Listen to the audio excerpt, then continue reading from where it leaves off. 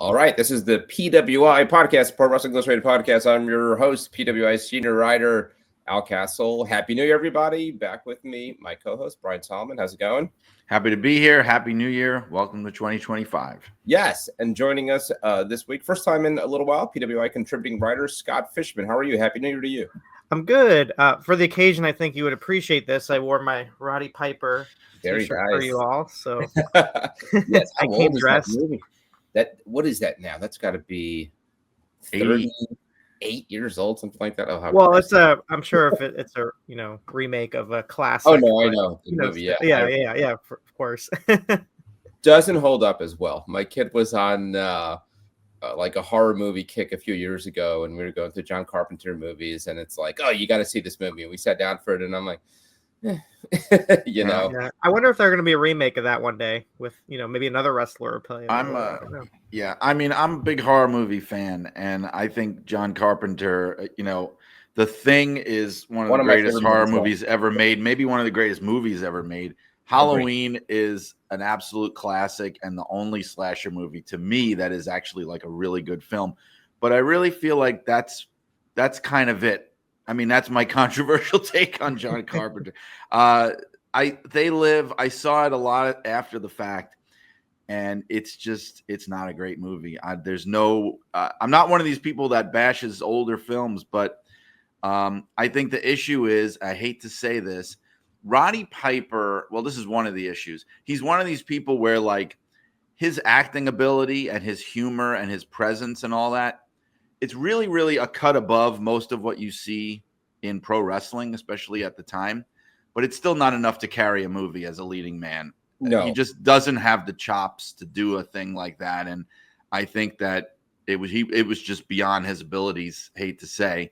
And it's kind of a cheese fest. I'm not a fan of that movie.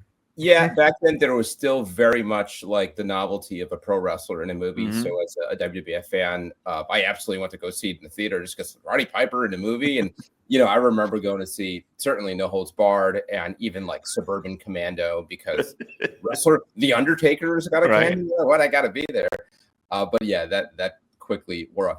I was just thinking about yesterday because I was listening to Jim Cornette's podcast, and I thought I'd ask you, Brian, about this Body Slam, the movie. I've never seen Body Slam, and I figure you probably have. I haven't seen it in so long. Like, it was one of those things. I rented it when it was on video at the video store, because you look at it and it's like, you look at the back and oh my God, the Tonga Kid is in this movie, and Bruno Sammartino and Freddie Blassie, and then Dirk Benedict, who I know and love from the A-Team and Battlestar Galactica. And yeah, it's very entertaining. I'd rather watch that than They Live, to be honest with you. It's very campy. I didn't even know it existed until recently, and then I saw it was actually on Amazon Prime one late night, and I decided to watch it. And yeah, just seeing the faces are fun enough, but yes.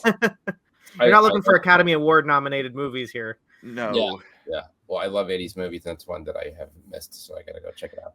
Anyway, thanks, Scott, for being here. We got a lot to talk about. First episode of the year, and certainly no shortage of news in between Raw debuting on Netflix and a lot of news coming out of that. Some of it unexpected.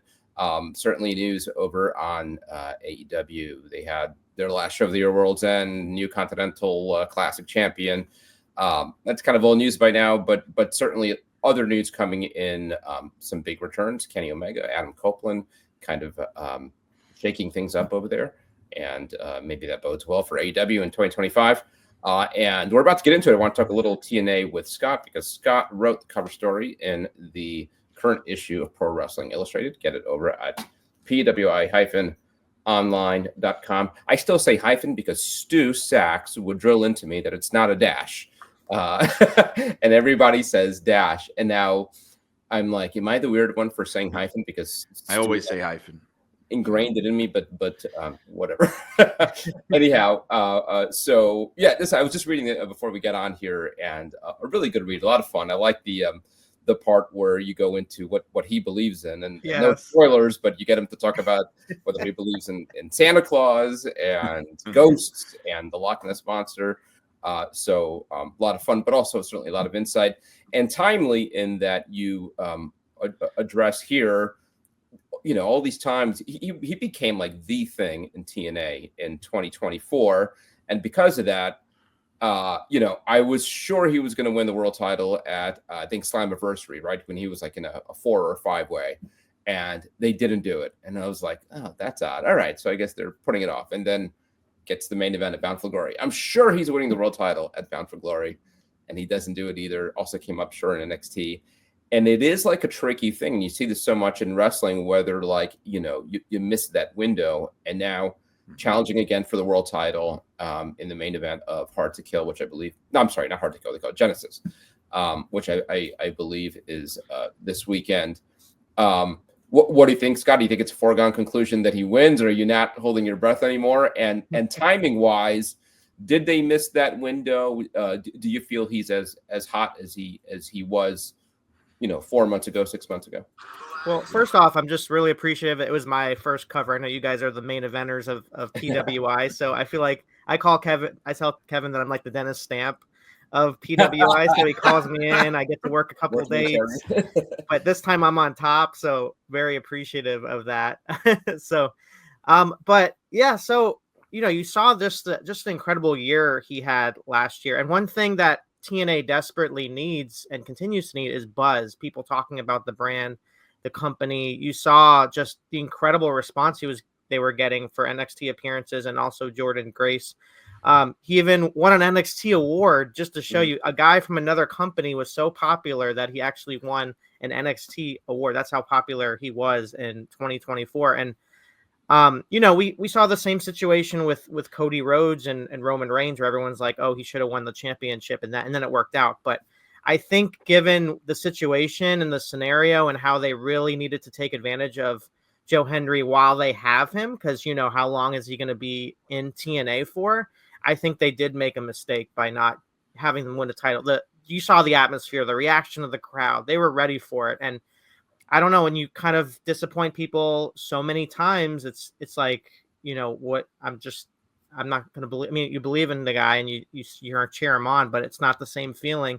If he's going to win it at Genesis, it's like, okay, great. But, it's not going to be the same impact for me, at least what I think, especially, if the guy's not around like a long time, take advantage, squeeze everything you can get at him. He shouldn't be in the background, like just push him to the forefront. And I get, maybe he's on his way out. Maybe they don't want to push him as much. I don't know the logistics of everything, but they had something really special, lightning in a bottle last year. And they had including the visibility in the platform of an NXT and a WWE. And now they don't seem to have it right now. And, now he's going in with less of a, visibility. So that's kind of where I stand with things. It's so interesting to me that even after all these years, and maybe this is sort of reductive and there's more at play here than that, but how, promoters will go with the recognizable ex-WWE talent over their own guy.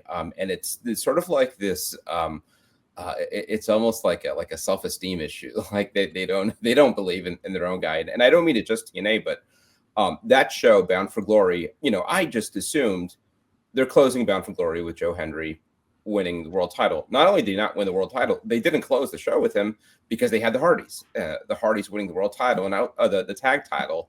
And I get that the Hardys were, big stars. And Hendry loses to the former Dolph Ziggler. And it's just like all of it is just like, is this really...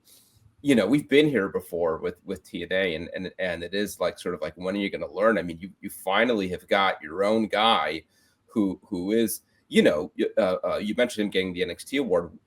His arrival in WWE was like something like their second most watched social media video of the year or something like that. I mean, something about this guy really connected last year with fans.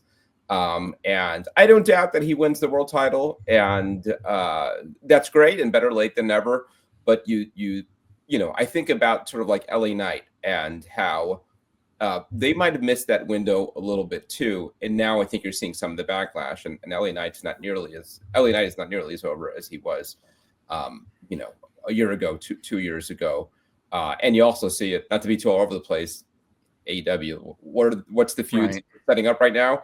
Adam Copeland and John Moxley, so for everything you can accomplish in wrestling and like create a name for yourself and create buzz around yourself, none of it might count as well as I used to work for WWE and headlined there, even if it was 10 plus years ago. Yeah. It's like an Ivy League school. I graduated from here, so you must be. Yeah, that's kind of the mentality, it seems. Yeah. Do you think, Scott, that with Joe Hendry, there's substance there? Because again, the LA Knight comparison, I like LA Knight just fine. I've always thought the buzz over him and like the fan support was a little disproportionate to what I saw as his ability. And I think he's fine, but I never saw him as a top guy.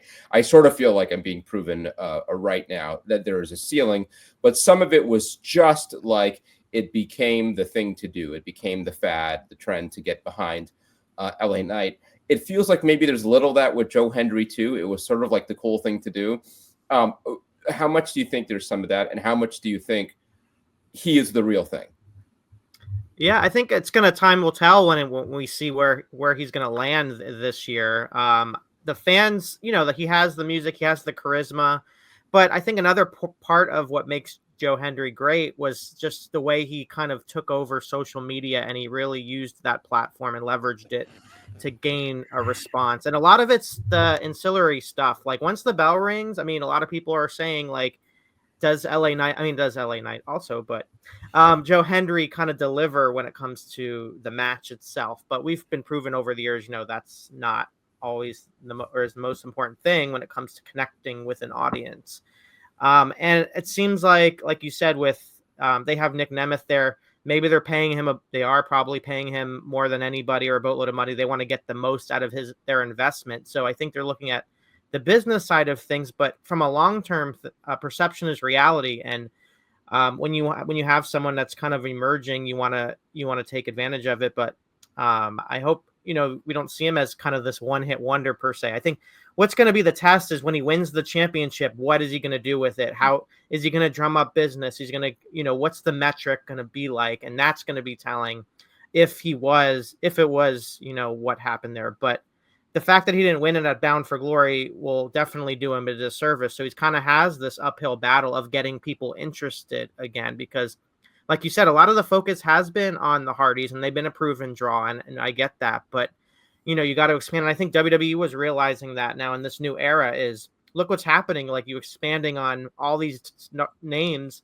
Now you're not focusing on just one thing, and you see what's happening when you're building up the stars for tomorrow while you're building up the stars of today, and you're seeing the reward from that. So that's what TNA needs to do. And they had it with Jordynne Grace. They've done a great job, for example, her, and you've seen that's been a great thing to see. But for some reason, when it comes on the men's side, they haven't been really able to do much of the same.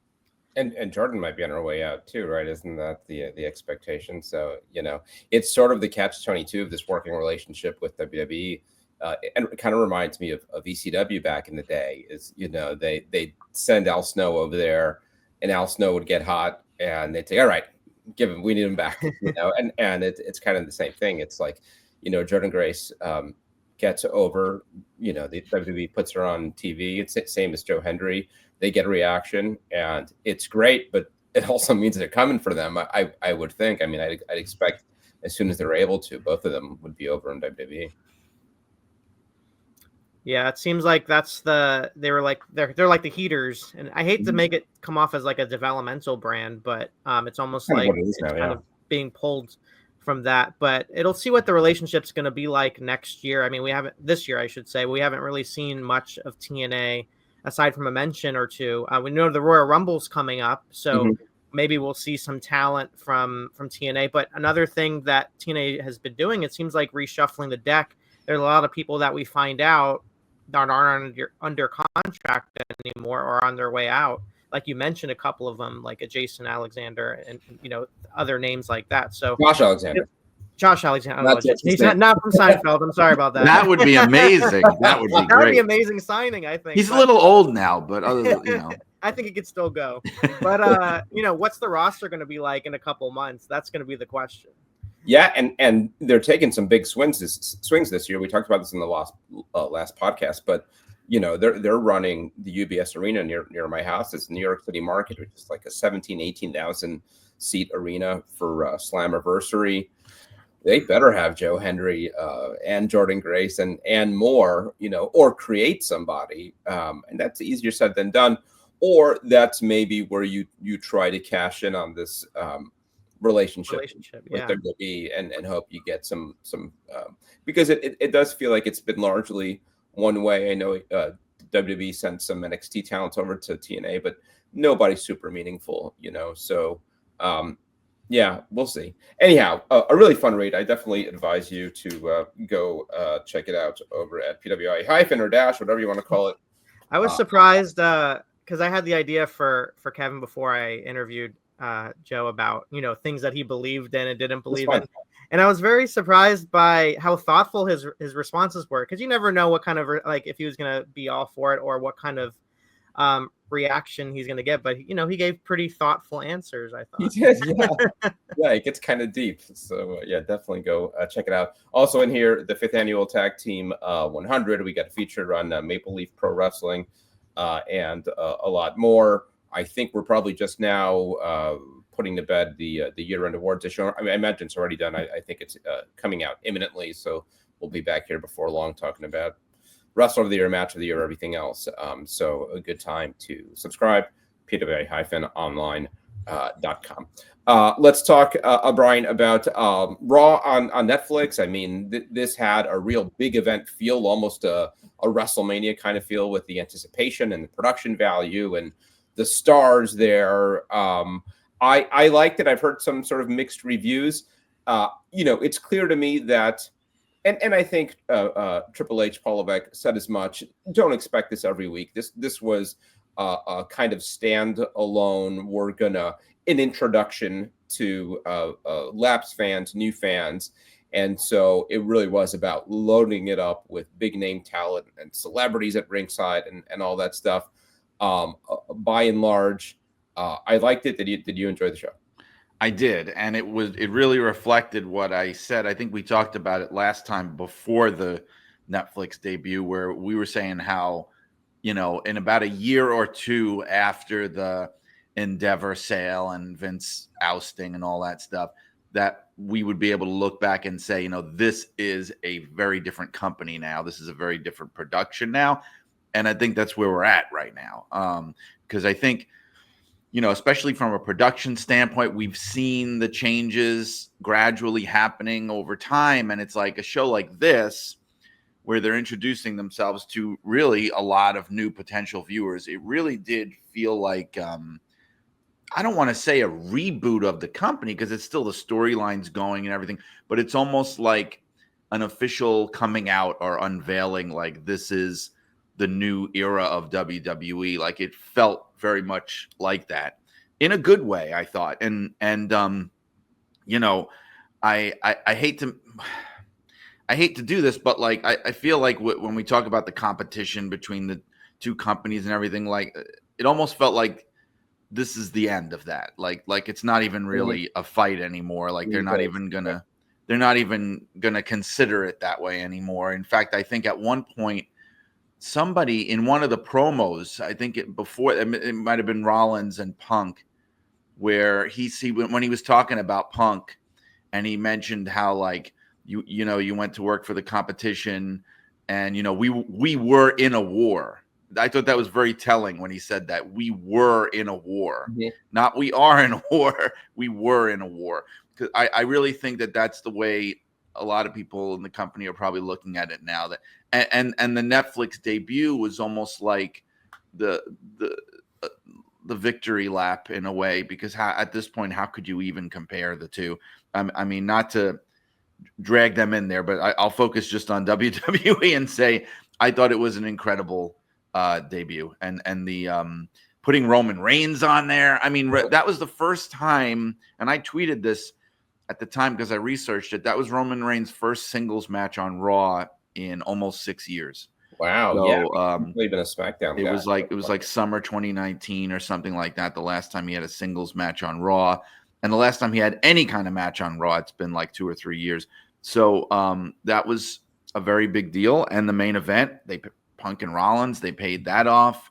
Like you said, it's not going to be that every week, but it's not just the matches. It's the whole total package. They really came across as big league in a big way. I love the opening promo they did because it's like them owning in a way that Vince was always so begrudging to do.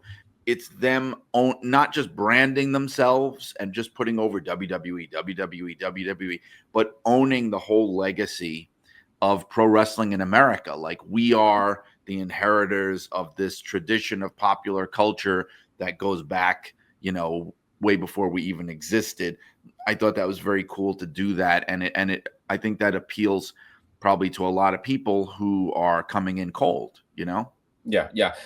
I've heard people sort of bicker about or nitpick about some things about the presentation. The fact that in a 3-hour Raw there was something like an hour of wrestling. I think that's fine. I mean, like, I again, and we'll get to AEW later, but it is apparent that just putting out matches out there is not right. appeal to the masses, and I think they found. I would have done some stuff differently, and certainly there are always like some lulls where it's so long between some kind of action in the ring that, do we need 45 minutes of just pointing out every celebrity at ringside? Maybe they went a little overboard. I could have done without The Rock kissing up to all the executives in the opening segment. Yeah, that was a little sycophantic. Yeah, I think we got, I think a week into the year, we're already pushing our Rock quotient. He is he wearing out his welcome. I never thought that would happen. He is heading into channel changer territory. Yep. Well, Scott, let me ask you about that. And that's been a big subject of conversation. There's definitely a feeling of like he, and it's not intentional. This is not Rock being a heel. This is Dwayne Johnson being Dwayne Johnson. And there's very much a vibe. There's always been this vibe. I think it felt especially so on Monday. You're all so lucky for me to be here, like that kind of thing. And just me being here is such a big deal. And it doesn't matter what I say, how long I go, if I along the way kill every storyline. The biggest issue, I think, and I think this is a real legit criticism, was the interaction with Cody Rhodes, which was really bigfooting him. I mean, you've got the biggest star in the company, the world champion, and he's just like at ringside, and Rock just kind of throws him a bone, kills off whatever like heat they had. I mean, this was, at least on paper at some point, down to be the main event of WrestleMania. It's clear that they're not going in that direction unless they change directions. But yeah, I don't think Rock did himself a lot of favors on Monday, and then doubled down on Tuesday at NXT. But even he didn't seem to know why he was there at NXT. Yeah. It was just like, why am I here? What am I supposed to do? It was I figured it was, to give his daughter some rub, but they really barely interacted, nor even acknowledged that relationship, really.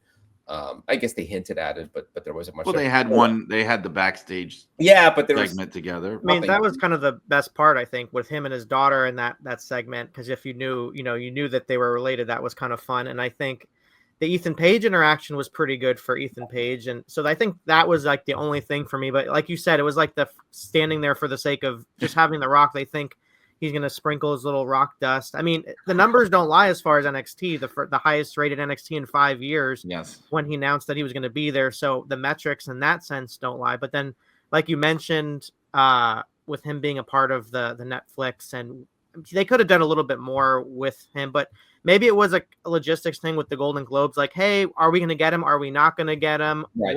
Because you don't want to put him on, you don't want to plan something huge for him and then he not show up, and then affects the whole format of the show. So I think that may have played into account, or I think maybe, but like you said, it's been frustrating with him and his interaction with Cody Rhodes from the start. Cody always seems like to take the second fiddle, and then Rock maybe puts him over a little bit, but it just feels like, always the perception is reality is like, Rock's up here and everybody else is down there, which, as WWE, you want to make everybody feel like they're larger than life and on the same level. So if you keep drilling it into people's minds, this is the Rock and everyone else is down here, it does them a disservice, and it's almost a disconnect, like you said, because what happened last year with The Rock and Cody, and then you're just gonna wrap a bow on it and like everything's cool and copacetic when they're one of the great things about their other stories is they are remembering the little things and kind of putting things together and remembering history and kind of with other stories. So why drop the ball with this one, even if you're not planning to follow through? I mean, leave it open-ended where Cody still doesn't forget and all the things, because that scene, remember that cinematic scene at the end, leading into WrestleMania, the bleeding and like, how do you just rubbing the blood on his bust? I mean, how do you kind of forget that? Like, you just can't just go back like things are totally fine. And I think that was kind of the disconnect. It does make Cody Rhodes look a little dumb in that scenario too, I think.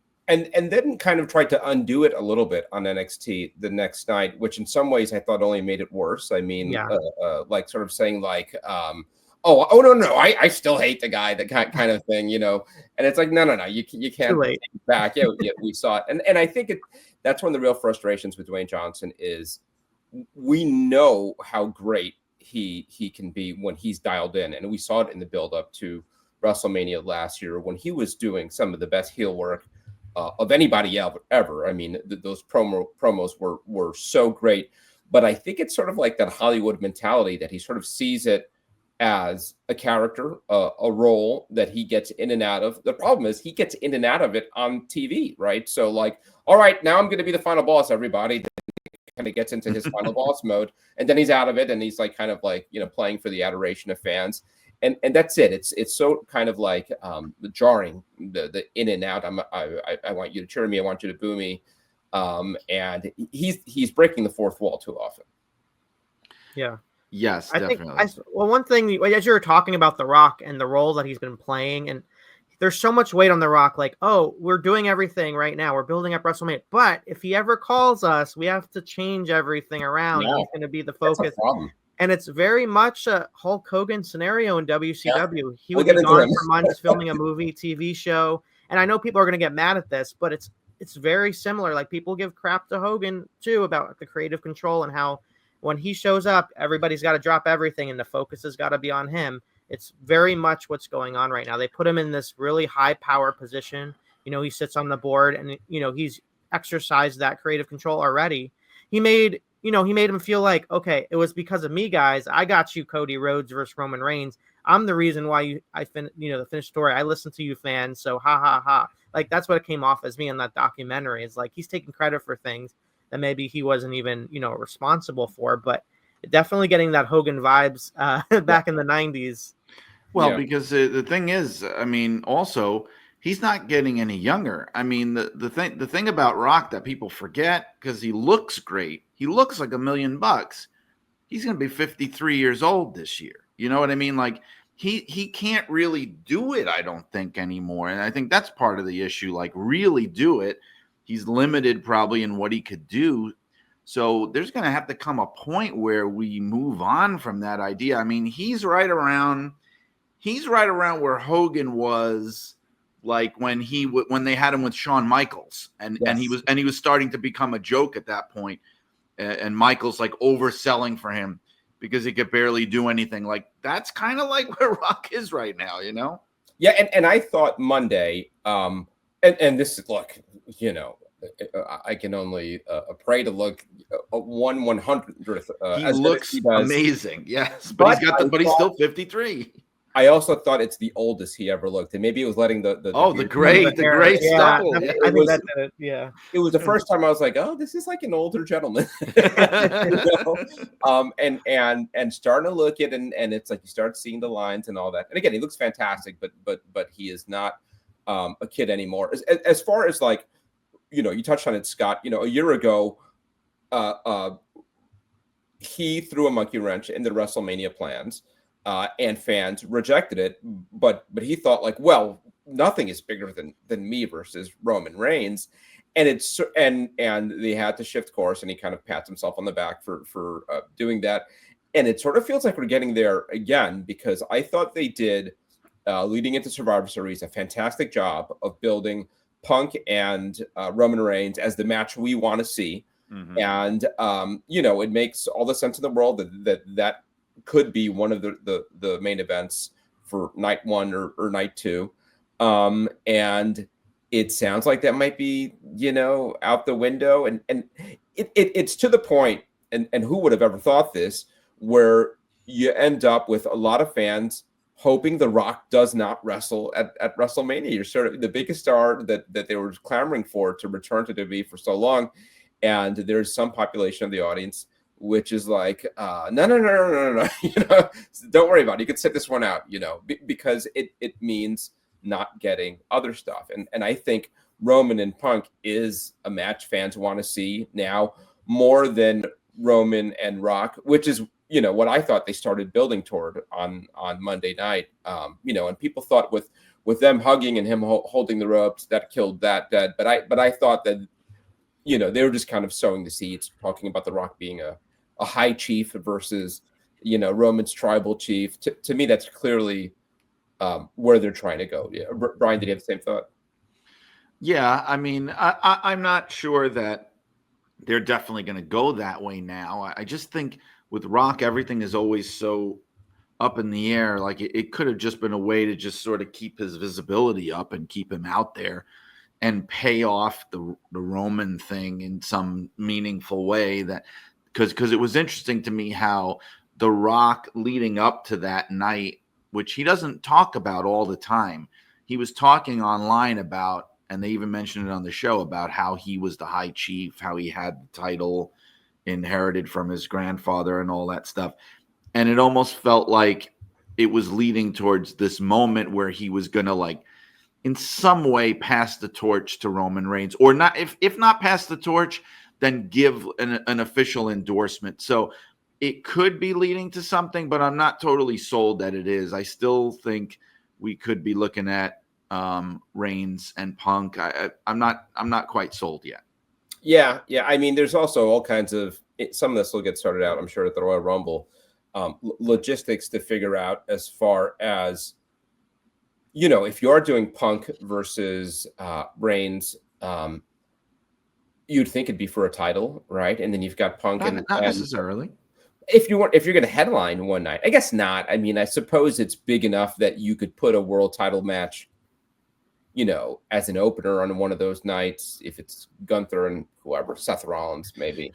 Hogan and Sid headlined at WrestleMania 8, and they didn't have the title, right? I mean, there was no title there. Yeah. It can happen. Well, also, I was going to say the one thing that the focus should be on is John Cena's last WrestleMania match, and I'm interested to see how that plays. Because that was one of the things that they were talking about, is The Rock's involvement. Is like, if The Rock had a match, if The Rock was involved, then he's going to take the spotlight away from John Cena. And so it'd be interesting to see where Cena kind of falls as far as like having a main event there. Because for so long, for a couple of years now, he's like, okay, I'm just going to be in the opening match. I'm just going to be that, like. But, this being your last WrestleMania, I think it warrants him being in a main event, I would think, right? Well, let's talk about that. And Cena announced that he's declaring for the Rumble. I think he immediately becomes one of the favorites to win the Rumble. And at least Dave Meltzer has been reporting that, what's been put down on paper is Cena and Cody for the championship.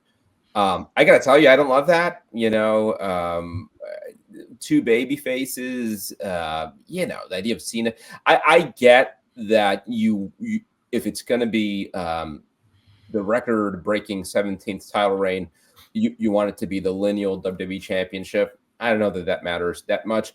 I'd be much more interested in seeing Cena versus Gunther, and to me, Gunther's exactly the kind of guy that Cena should be put up against and slay the David and Goliath story.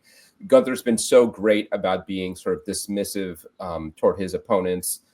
So I could absolutely see a storyline where he's almost laughing off the idea of a nearly 50-year-old John Cena beating him for the title. I could really get into that. I like that a lot more than Cena Cody.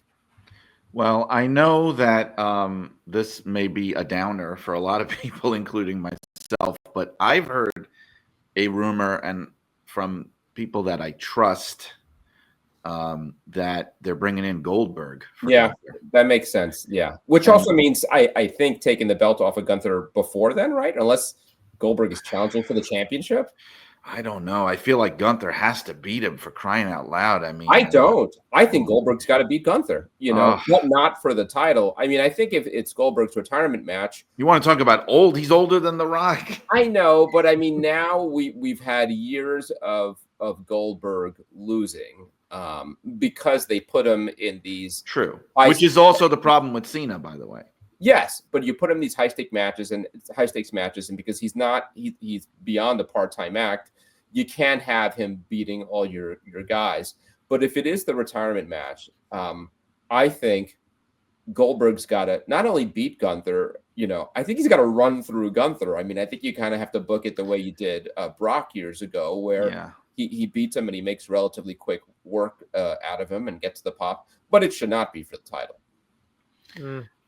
Yeah, I don't know. I feel like that with that situation, like maybe it won't. I feel like he needs to have more than one last match. I think building up to whatever the match, and I don't know. I feel like all this equity they've put into Gunther, and then they're gonna have this scene where he gets demolished by Goldberg. I don't know how the vibe will be. I don't know if Goldberg wants that kind of heat. I don't know if he wants to be remembered. Oh, look what happened with that sort of thing. But then again, you had the Baron Corbin, Kurt Angle situation where people are, I'm like, that's your last match. That's what you're going to be defined as for your whole career. So I get both sides here.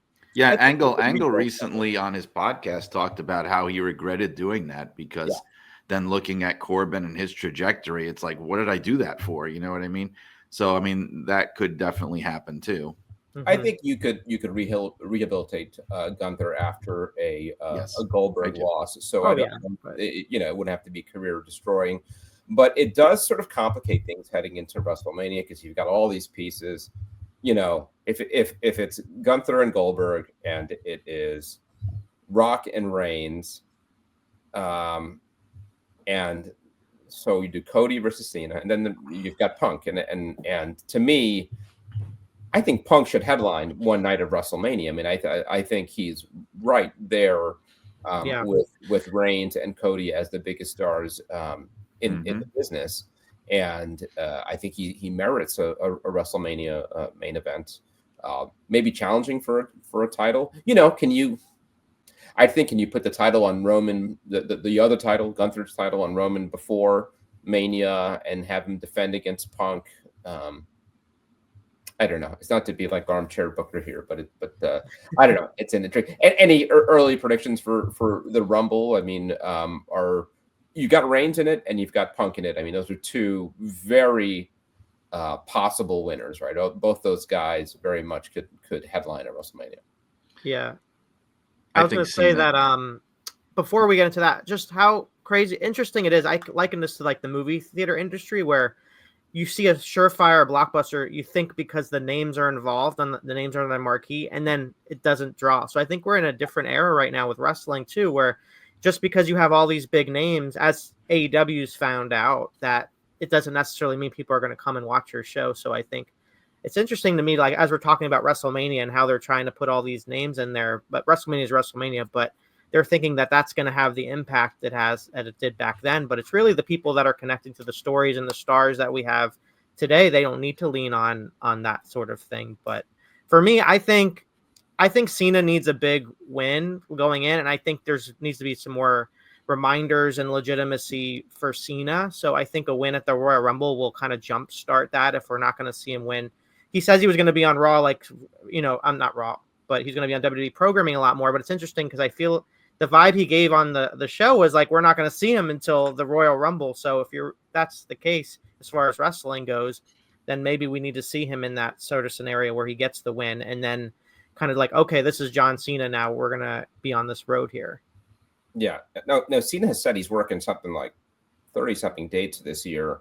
Oh, okay. So being in the Royal Rumble, though, that probably we're not going to see much of him, it seems. Yeah. But, and to me, I guess you could go a million different ways. But man, if you're doing Cody versus Cena, I don't think I have Cena beat Cody Rhodes, right? I mean, I think you have Cody beat Cena. Yeah. And, do you maybe have him win the world title later in the year? I do think he should get number 17. And it would be fine to do it at WrestleMania, but not necessarily at the expense of Cody Rhodes. Well, I know what I would do, but I can't imagine that they'll do it because of what they want to do with Cena after the retirement tour, which is have him be their kind of like goodwill ambassador guy. Like he'll be the Joe DiMaggio, Yogi Berra, like what Steinbrenner did with those guys, with the Yankees. But I say you turn him. That's what I would do. No. Yes. And think about that. Turn this. This feel good retirement tour is going to get old quick. And I'm just saying it. He is not that kind. He's the kind of a guy where he comes back and everybody's like, oh, John Cena. And then he's there for a while and they're like, oh, yeah, John Cena. I agree. I think it's already happening. And I think the way to do it is what no one sees coming is turn this retirement, and they won't do it, but turn this retirement tour into a reign of terror. Have him win, have his bash at the beach moment, have him win the Royal Rumble, get on the mic, and go full on heel. Screw all of you people. You told me I sucked all those years. Screw you. And now I'm going to show you over this next year what I'm going to do to all your favorites. And then have him beat Cody Rhodes. I mean, you've got me intrigued. That would be insane. Well, I think when you have Cena and you have Cody, they have a danger of people turning on Cody too. Right.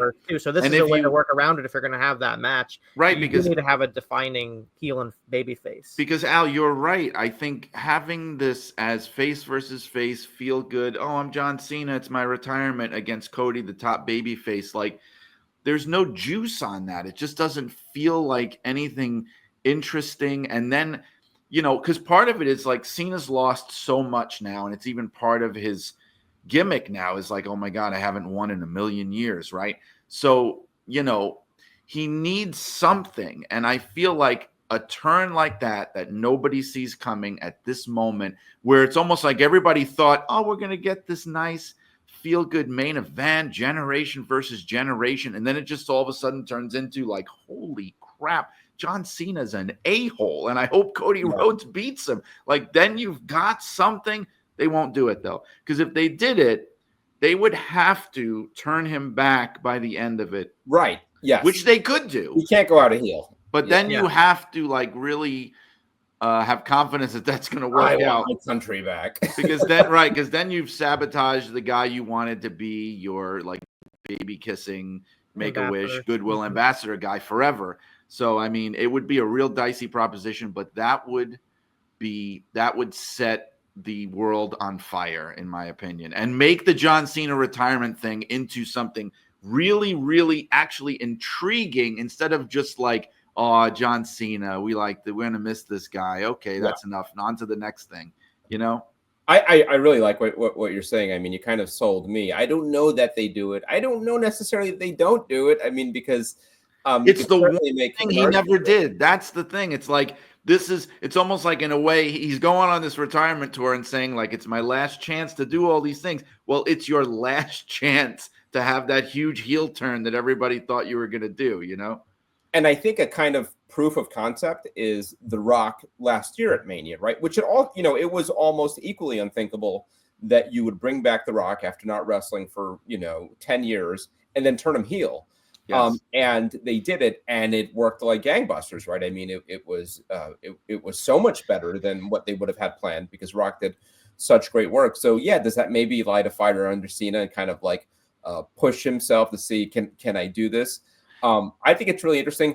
I agree. I mean, I don't doubt that a babyface Cody Cena match, they can do a fine job of doing really well-written, passionate promos and make it feel important and high stakes and have kind of this inspirational sort of storyline.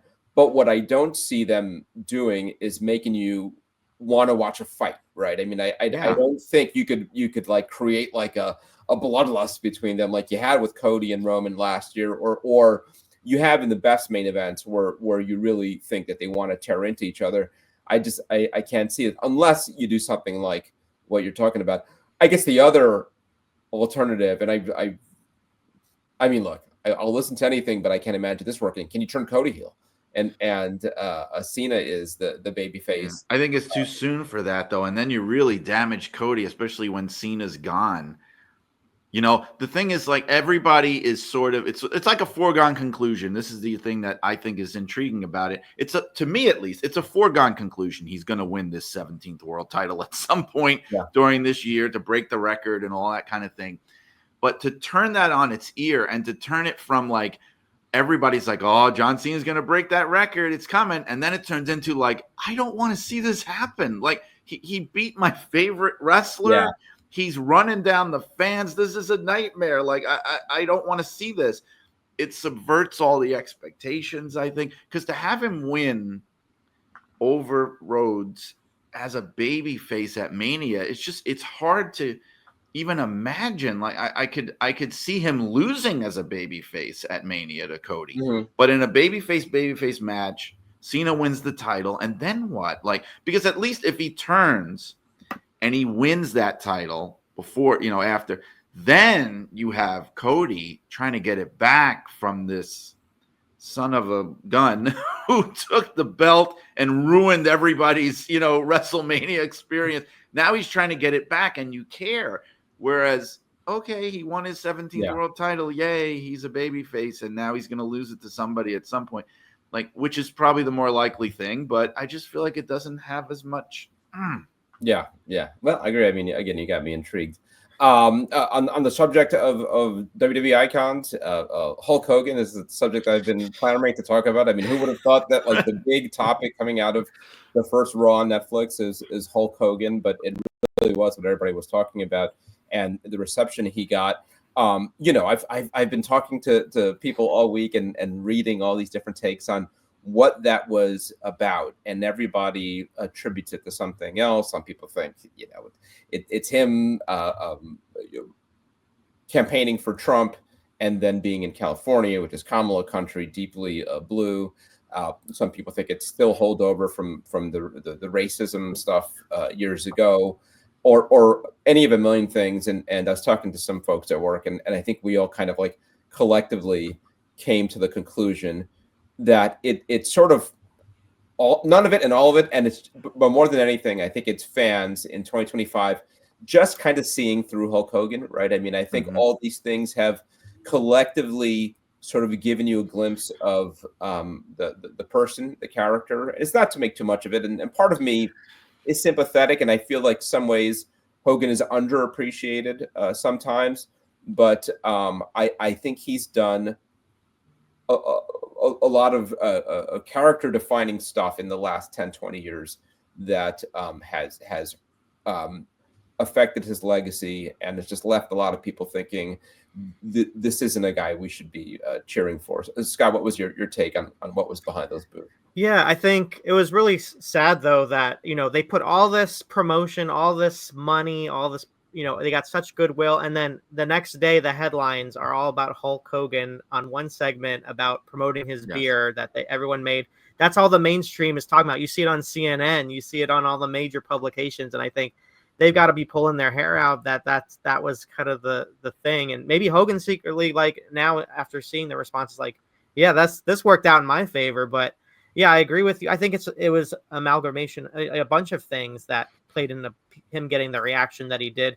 But as you said, it's like he is a lot of time as people get older and this new generation comes along and they didn't really experience Hulk Hogan at his peak or what he did in the 90s and the 80s. And they're talking about, like, who is this guy? I've been seeing on social media, like, what did he do? Like, why he just made things, he was a cancer and he's not responsible for anything kind of like thing. They don't want to give him the credit that he has because of everything that he has done with his character and as an individual.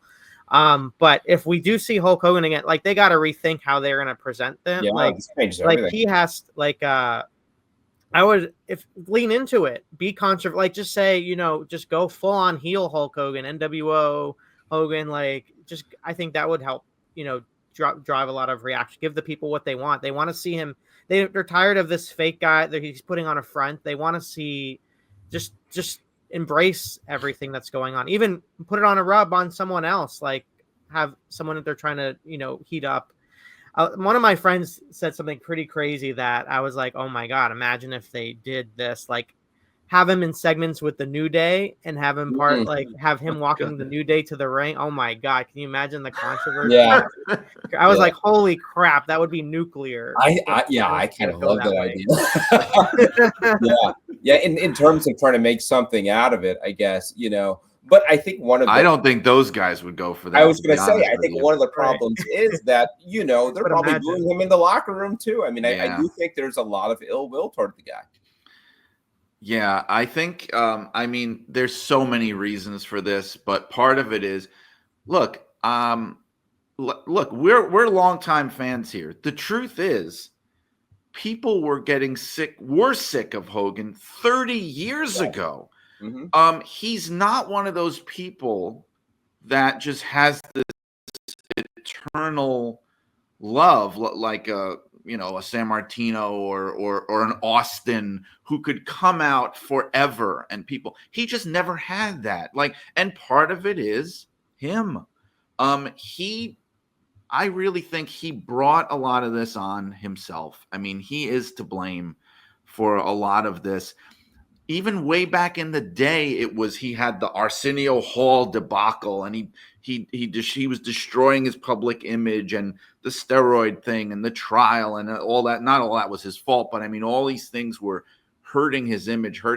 By 91, you were getting vocal boos for Hulk Hogan. 91, and now, the NWO thing, people forget the whole point of that was, what the hell are we going to do with this guy? Everybody hates him, right? Mm-hmm. So they leaned into it and they gave him new life.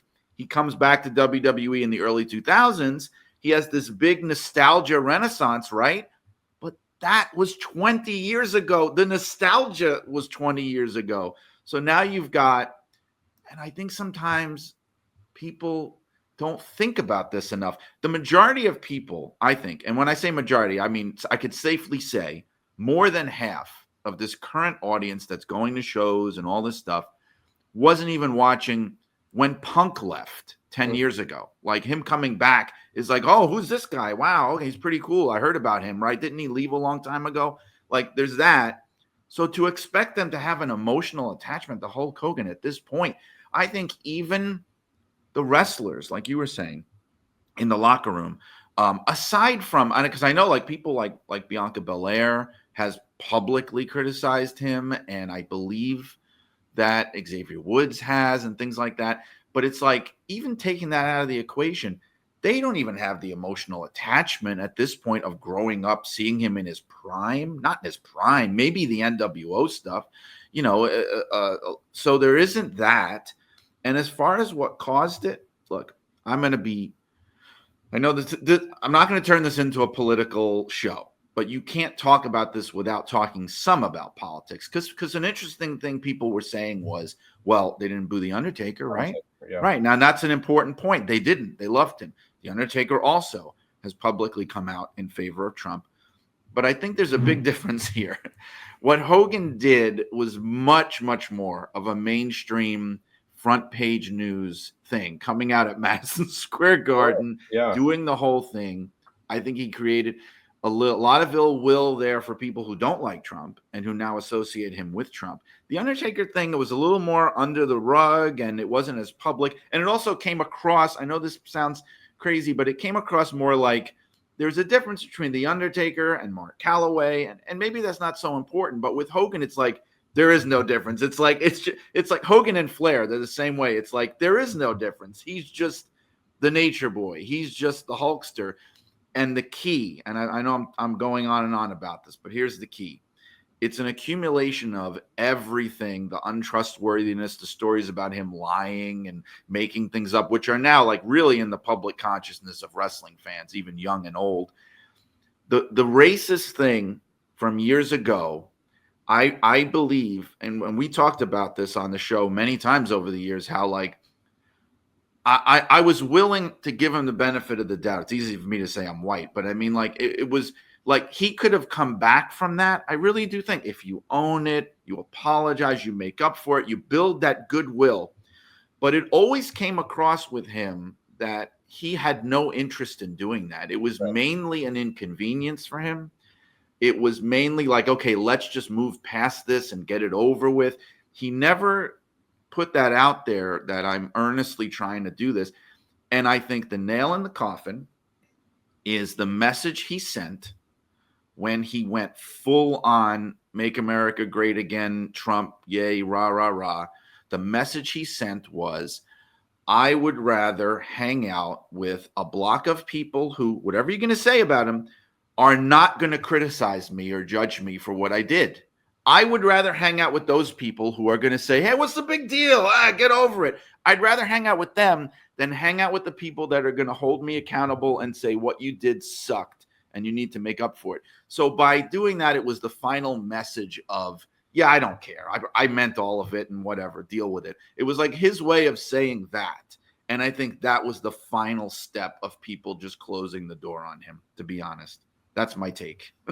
Yeah, really well said. I think you absolutely nailed it. And yeah, it is cumulative. It is 30-something years. And I did think back to the Arsenio interview, because I think it was, I mean, you think about what Hulk Hogan was leading up to that. He it wasn't just that he was a baby face. He was all train, say your prayers, eat your vitamins, drape himself in the flag out there, you know, with the troops and all that stuff. And that was his persona. And it's not just that the time and time again, he showed that wasn't really him, but he showed, I mean, the stuff that came out just wasn't like bad. It was really bad, right? I mean, like there was the stuff with Bubba the Love Sponge's wife, and it was really unseemly and kind of gross. And then as part of trying to kind of rehabilitate his image in the last few years, and I think some of this just made it worse. And look, I'm not passing judgment on whatever, believe what you want to believe, but I think him calling himself a born again Christian, saying that he has quit alcohol, and then selling a line of beer. I mean, I think all of it just it is, you know, and people who, this is where I'd be very interested in if they're still planning to go ahead with it, seeing how he's going to be received in San Antonio, because, you know, Texas very much, you know, a red state, very much a Trump state. I don't doubt that he's going to get maybe not as bad a reaction, but I still think, you know, it's not going to be positive. And I think back because even if you have half the crowd that's against him, that's loud. That's a lot of booing. Yeah. You know, I think back to WrestleMania in Tampa. He's like the mayor of Tampa. I mean, this is his backyard a couple years ago where he came out, and it was the same thing. Granted, that was closer to the racism allegations. Now it's been, you know, 4 years later. But I just think this is a guy that a lot of the country, for better or for worse, they feel like they could see through him, and not a very good person. And yeah, I think that's what you see. Scott, do you think does WWE kind of reevaluate here and say, you know, do we want to be in the Hulk Hogan business? Well, I know all I gotta say is also poor Jimmy Hart. I mean, yes. I love Jimmy Hart. What a nice man. What an amazing like he's 80 years old. Saw him at Saturday Night's Main Event on TV. Just talk about an ambassador for the company. It's just crazy though. He's part of this Hulk Hogan presentation. I'm interested to see how he feels about that. So if I ever kind of talk to him again, I would love to know that. But yeah, maybe they rethink it kind of like a Slim Jim sort of thing without Macho Man here. But then who's going to want to do it? Like who on the, hey, like you call up the WWE guy. Hey, so we got this beer we want you to sell. Like, I don't know if anybody wants to be associated with the WWE wrestler with this. So that would be the interesting, who would be the spokesperson for, who would want to be associated, because I saw Rey Mysterio, to be honest, I did see on social media, Rey Mysterio, I think, had a little spot on social media, maybe one other wrestler. So I guess it is out there that people are willing to do that, but that's going to be the thing that people are going to look at. Like there's going to be a lot of backlash to that, I think, even though they're just kind of doing their job sort of thing. One little thing also, again, about the politics on this kind of is, we've talked a lot about how WWE has been really careful over the last, 8 years plus of keeping Trump at arm's distance, even though obviously, there's a relationship there. Linda McMahon is about to become Secretary of Education. Triple H and Stephanie were at Mar-a-Lago. I mean, and Triple H doesn't get booed, and you know what I mean. There's a difference. But I think they played it smart. But I do wonder if them seeing Hogan, first of all, them seeing Trump winning and doing as well as he did, and Hogan being beloved in Madison Square Garden in front of 20,000 MAGA supporters, and beyond that, seeing UFC time and again bring out Donald Trump, and he gets a big ovation, and Hogan got a good ovation. It's a different the night of Saturday Night's Main Event, coming out with a Colby Covington with the flag, the whole thing. Yeah. I wonder if they thought, let's kind of dip our foot in the water here and see. And I don't doubt that they might have thought, if this goes well, Trump is in our Hall of Fame. Is it the craziest thing to have him make an appearance, the sitting president of the United States? Do you think, let me ask you this, and I'm totally prepared to be called a tinfoil hat guy for saying this, but do you think part of it, I'm not saying that they knew he was going to fail, but look, we know, no matter what they say, because we know enough about these people over the years, Triple H, not the hugest Hulk Hogan fan in the world, probably. Shawn Michaels, not the hugest Hulk Hogan fan in the world. The Rock, I don't know if he's the hugest Hulk. What I'm trying to say is, do you think there was a little bit of like, let's see if it, because they seem to really be shying away from putting Hogan on TV for a long time because they were afraid in front of a live crowd that exactly this would happen. And how did they think anything else would happen but this? So do you think in a way they were saying like, let's put him out there. If it works, awesome. If it doesn't work, screw him. Put him out there to die. Do you think that was part of it? I don't, because especially not with the Netflix executives in the building. I think it was humiliating to Hogan and to WWE, and it was a bad look, and I don't think they'd want that. I actually think maybe the Netflix executives might have been involved, and this kind of reminded me of like those early Saudi Arabia shows, right? Or like, can we get Yokozuna for on the show? And I don't doubt that some Netflix executives who aren't really dialed into wrestling, and you're helping put together this show, and it's like, can you still get Hulk Hogan? Like, yeah. Well, we need Hulk Hogan, right? I mean, he's like the biggest star in wrestling. We got to have Hulk Hogan on the show, and I don't doubt that maybe Triple H, knew better. Right, that's what I mean. You don't think he was saying like, "Oh, we know what's going to happen when we put him out there," but they want him, so here he is. I think they did. Well, he came out and he did the thing, but they didn't have him interact with anyone else, so that shows you also where. Yeah, it was just such a miscalculation. I mean, what did they expect? They gave him like the spotlight before the main event, and you hear the announcers like, "Oh my God!" It's like, what? They really thought he was going to get like this roar. And in LA of all places, they couldn't have been more wrong. Right. I think he would have done better in New York even than LA. Yeah. LA is like, oh my God. Scott, how do you think he does in San Antonio coming up if they go ahead with it and they're still advertising it? Yeah, with the Saturday Night's Main Event. Yeah. Like you guys said, I think it's going to be a little better, but it's kind of how are they going to present it? Is it going to be just I wouldn't be surprised if it's like a backstage segments where he's talking on, in a vignette or just doing some promo back there. I don't know if you put him in front of a live crowd, how that will be. Maybe if you put him with Shawn Michaels, like have some more interaction with him if they're trying to get, some of the goodwill of the people. But like you also, I don't think it's going to be as bad, but I think that it's so out there that fans are going to be like conditioned to like react that way because they saw that long ago how it was. Even if they weren't going to react that way, they're like, oh yeah, they reacted that way, so let me do that also. So I think that's going to be what's going to also the other kind of factor in tonight's main event is Jesse Ventura, right? I mean, that's crazy. And Hogan, and I think, I mean, you would never have thought this a while back, but I think Ventura is more valuable to WWE than Hogan is. I mean, I think if you got to pick one, I'm picking Jesse. Right. So, like, if Jesse were to say, if he's on this show, I'm walking. I think they keep Jesse and not put Hogan. I hope they do. Yeah. But who knows? Anyhow, I mean, again, so wacky. Who would have thought this would be a discussion? We're having Jesse Ventura conversation with Hulk. We kicked off with Roddy Piper. I think we did a good job today. Let's wrap it up with a little AEW. We haven't talked since Worlds, and Okada wins the Continental Classic for what that's worth. I mean, I really think they need to kind of reevaluate the value of using so much TV time for weeks on end on this tournament style. I mean, in as much as Okada needed something, I think it's fine that he's sort of branded the greatest tournament wrestler ever. All that. I think the bigger news coming out of World's End and the direction AEW's gone last couple of weeks is the return of Adam Copeland, Cope as he's now known, and then last week Omega made the appearance at World's End, but then the real comeback next week. So those guys back in the mix in AEW. It looks like they're going to be building to a Copeland Moxley program.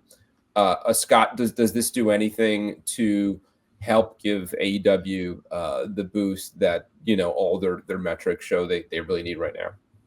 It's interesting because I was at World's End and the crowd was I was there in Orlando and it was the same night as the WWE live event and you don't know what to expect, and they filled the place up and it was a really great energetic crowd. And I thought the crowd responded really good with Adam. I thought the main event was not the best when it came, like the fans were not connected to that. So that did him a disservice. But the moment that they had Adam Copeland and John Moxley in the ring, there was a feeling of like, okay, this is a big, big match. But as I was saying, is like, you got to do some more to get people invested. It's not going to be a quick fix. Like here's Adam, here's Kenny Omega. Like you need to give us a reason why we're needing to be watching the shows. It can't be just, here's a great match. This is the matches that we're going to have.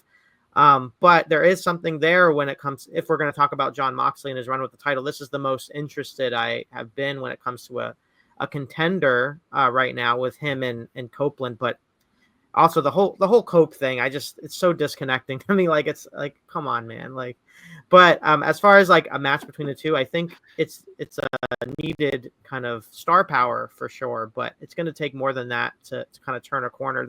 They deliver on pay-per-views. It's just getting to the pay-per-views and getting people invested in the stories that they kind of still need to kind of figure out, sort of thing.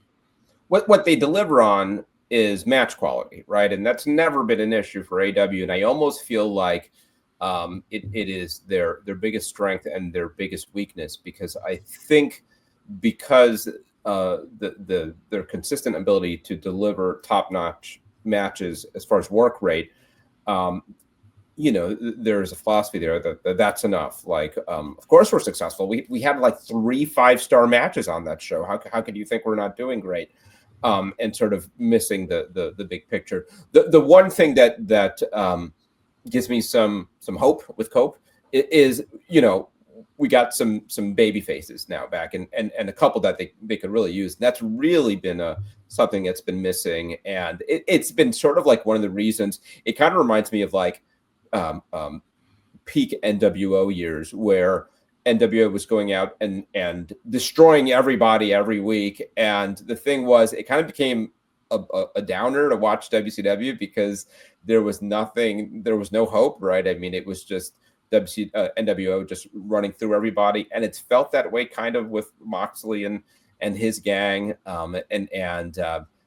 So in Omega and Copeland, at least you've got 2 legit top tier baby faces, contenders that you can stretch. You could get through a lot of 2025, I would think, with those 2 guys in some top. Now, look, it's also worth pointing out, Copeland is he over 50 now? I think he's yes. Got a running there, and Omega's in his 40s.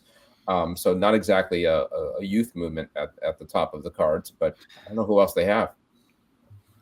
Yeah, I like on paper the idea of doing this with him and Moxley, because it's kind of like I like the promo that he gave where he was talking about Moxley as a kid and all this kind of stuff. And because you have this guy in Moxley who's now a veteran in his own right. I mean, he's been on TV for a very long time, and now he's running roughshod over everything. He has this past in WWE, even though they don't directly mention it. And then you have a guy like Copeland coming along who goes back even further than him and makes him look like a rookie by comparison, but who also seems to still be able to go. He's not like an old man. So it's like he has the authority to say, all right, slow your roll, little kid. Like, you think you're going to run roughshod. I've been doing this since you were, whatever, in diapers. And it adds a little bit of spice to this sort of what I see as like this meaningless Moxley angle, where it's just like, what is their goal? What is their purpose? What is this supposed to be? It gives it a little bit of maybe like reason to exist. I just don't know if they could actually deliver on anything with it, but it is an intriguing two guys, I think, to program against each other. Yeah. Do we all hate the name Cope? Yes. Yeah. I think it's him. I think it's him getting so used to having the name Edge that he just feels really weird using his own name. He's more comfortable having a one-syllable name. And, I mean, none of it is a replacement for Edge, which was just a big brand over whatever 20 plus years. But I thought he had the advantage of having a pretty cool name, right? I mean, like, when it's always great when your real name is a pretty cool name, and his name was fine. Sounds like a made up wrestling name. Yeah. And why you would just reduce it to Cope? Like, you have to think about, if I'm a new fan or I'm just switching through the channels, I'm seeing a guy, his name is Cope, and I'm watching him like, Cope. Like, are you trying to cope with something? Like, they're trying to put it's not together. Like, what are you trying to do? Yeah. Like, it's another like work like Cher. He's not Cher, so. It's one of those things that you see sometimes in wrestling where it's like it's this inside thing that they don't realize how it looks to a more casual viewer. It's like, well, we all know his name is Copeland, so Cope. But what if you don't know his name is Copeland? You know what I mean? Like, they don't always think those things through. You have to make things more plain than that. Yeah, agree. All right, guys. Thanks for doing this. Before we head out of here, Scott, anything to promote? Yeah, you do much work on the next issue coming out? Nothing that I can think of with Pro Wrestling Illustrated. Just grateful for the opportunity and looking forward to the next booking. Yeah, absolutely. No, anytime. I'm always happy to have you on. And you are on Twitter, right? I think I got your Twitter. Yeah, SM Fishman. Next to at there, so at. Yeah. But yeah, definitely check out the latest issue and your piece on Joe Hendry, which was a lot of fun. Brian, how's the book coming along?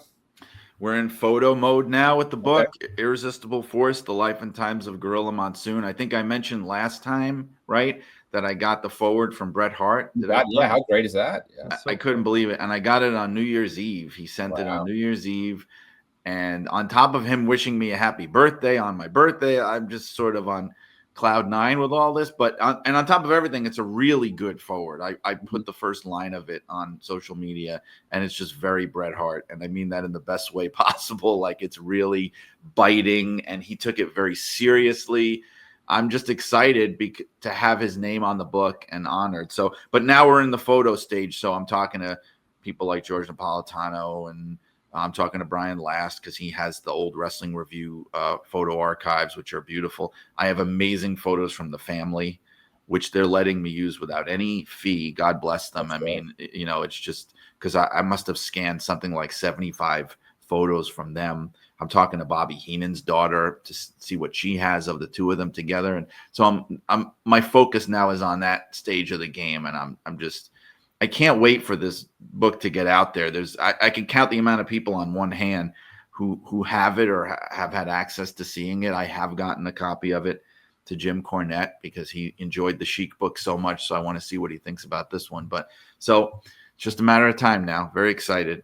What does Bret have a lot of affection for Gorilla Monsoon? Yes, and this is the thing, like, because when he said to me, because we were talking about it, and he said, "Well, what would you like this to be? How would you like it to read?" Because, and I said the reason I wanted him to do this is because people don't realize so much the connection that they had. Like, you wouldn't think of it immediately. You don't think of Gorilla. I mean, you may know, okay, Gorilla Monsoon called him the excellence of execution, and that's how that stuck, but it was a lot more than that. And I didn't really fully understand it myself until I got to know his brother, Ross Hart. So I got to know Ross through a mutual friend, Tom Burke, who's a wrestling historian, who's really good friends with Ross.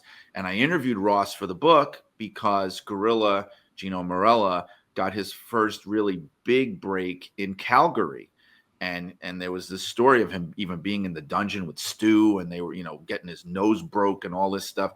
And I wanted to know more about that. And Ross started telling me that he had this close bond with the Hart family. And I started thinking, like, yeah, that makes total sense, because he would always talk about them all the time. Like, he got over Stu and Helen and the dungeon and the family and Davy Boy being the brother-in-law. Like, he was always a big part of that on commentary. So that's when Ross said, you should talk. He's like, do you want to talk to my brother Brett? I was like, do I? So I interviewed. Initially, it was just an interview for the book. And when I got done with it, when he was talking to me about how close he was with Gorilla and how much Gorilla meant to him and how he would push him when he was still just a tag team guy and get behind him and say, well, you need to do more with this guy. And I started hearing all that. And that's when I started thinking, wow, you should write the foreword to this book, and make people aware of that. Because I don't think people know, like, the strong connection that your whole family has with Gorilla Monsoon. You should totally do this. And he agreed to do it. And it's fantastic. Yeah. Well, I can't wait to see it. We still got a little time, right? I know. Right? September 30th is the official publication date. Year. Okay, great. Yeah, September. They want to. I think, honestly, I'm not going to speak for ECW Press, but I think if we really wanted to, we could probably have it ready by the summer. Okay. Honestly, but I think they want it to be sort of like leading into the Christmas season, because it was supposed to be Christmas of this year. Because my original deadline was last spring, and I completely blew that deadline. That would have been very much time. No, actually, not Christmas. I think they wanted it to be ready for WrestleMania. They wanted it to be around WrestleMania time of this year. Yeah, and that it's just not enough time, because it's my fault. Sorry, but we'll have it ready for Christmas. Yeah. Well, very much looking forward to it. And where can people follow you? I got your Twitter down here, but I know you got a lot going on. Sure. Twitter's Brian R. Solomon. Also, I've got the podcast Shut Up and Wrestle with Brian R. Solomon, which you can find wherever you get your podcasts and, on social media. I'm Brian Solomon Writer, if people want to follow my official page on Facebook. Lots of ways. Excellent. Well, thank you so much, guys. It was a lot of fun. We will do it again soon. And everybody, see you in a few weeks. Thank you.